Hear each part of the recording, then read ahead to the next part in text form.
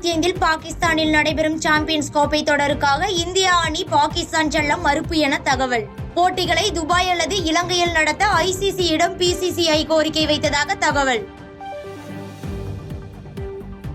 பாகிஸ்தானில் இந்திய கிரிக்கெட் அணி விளையாடாது என அறிவித்திருப்பது PCCI-யின் தனிப்பட்ட கருத்து என ஜம்மு காஷ்மீர் முன்னாள் முதலமைச்சர் பரூக் அப்துல்லா குற்றச்சாட்டு.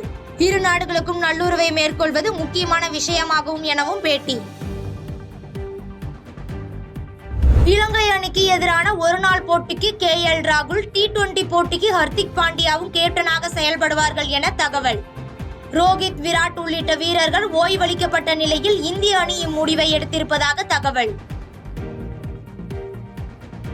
பாதகம் செய்பவரை கண்டால் நாம் பயங்கொள்ளலாகாது பாப்பா, மோதி மிதித்து விடு பாப்பா, அவர் முகத்தில் உமிழ்ந்து விடு பாப்பா. அண்மை செய்திகளை உடனுக்குடன் தெரிந்து கொள்ள இணைந்திருங்கள் இயம்நாடு தொலைக்காட்சியுடன்.